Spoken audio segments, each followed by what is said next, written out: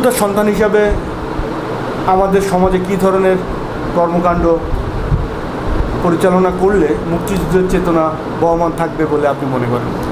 যেমন ধরেন, আমরা যখন মুক্তিযুদ্ধে অংশগ্রহণ করি তখন কিন্তু আমরা নিজেকে উৎসর্গ করছি। আমরা কিন্তু জানতাম না দেশ স্বাধীন হলে আমরা মরবো কি বাঁচবো, এবং আমরা কিন্তু সেই নিজের জীবনকে বাজি রেখে আমরা চলে গেছিলাম দেশের জন্য, দেশমাতৃকার জন্য, আমাদের দেশের স্বাধীনের জন্য। আমরা কিন্তু তখন আমরা কোনো ভাবি নাই যে আমরা বেঁচে থাকবো, বেঁচে থাকলে আমাদের এই সম্মান হবে, এ হবে, সে হবে। তো কাজে আমি মনে করি আমরা যেমন মুক্তিযুদ্ধ নিঃস্বার্থভাবে আমরা নিজের জীবনকে বিলিয়ে দেওয়ার জন্য চলে গেছিলাম, এখন দেশমাতৃকার তলে বাংলাদেশের জন্য আমরা সেইভাবে কোনো কিছুর বিনিময়ে নয়, আমরা দেশের স্বার্থে, জনগণের স্বার্থে, ভবিষ্যৎ প্রজন্মের জন্যে আমাদেরকে যাওয়া উচিত। এখানে লোভ লালসা বলতে আমি কোনো কিছু বলি না, লোভ লালসা। কারণ আমি কি জানতাম যে সরকার আমাকে এখন ভাতা দিবে? আমি কি জানতাম সরকার আমাকে এই সুযোগ সুবিধা দিবে?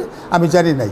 আমি কিন্তু না জেনেই আমি আমার জীবনকে দেশের জন্য উৎসর্গ করতে গেছিলাম। তাইলে আমাকে এটা আমাদের প্রজন্মকে জেনে নিতে হবে যে আমাদের পূর্বপুরুষরা যারা মুক্তিযুদ্ধে গেছিল তারা কোনো কিছুর বিনিময়ের জন্য না, তারা দেশের জন্য, দেশের মানুষের জন্য তারা ঝাঁপিয়ে পড়ছে। তো কাজেই আমি মনে করি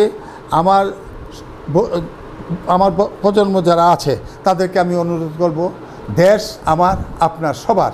এখানে কোনো আমাদের দেশের কোনো নিজের স্বার্থের জন্য নয়। যারা দেশপ্রেমিক তারা কোনো স্বার্থকে তারা লালন করে না, তারা শুধু দেশকে লালন করে, দেশের মাটিকে লালন করে। তা আমি এটাই বলবো যে আপনারা যারা আছেন আপনারা শুধু দেশের জন্য, দেশ এগিয়ে রক্ষার জন্য আপনারা দেশের মানুষের সেবা করে যাবেন, তারপরে এটাই আপনার বড় শান্তি। ধন্যবাদ আপনাকে মুক্তিযুদ্ধের ইতিহাস সংরক্ষণ কমিটির পক্ষ থেকে।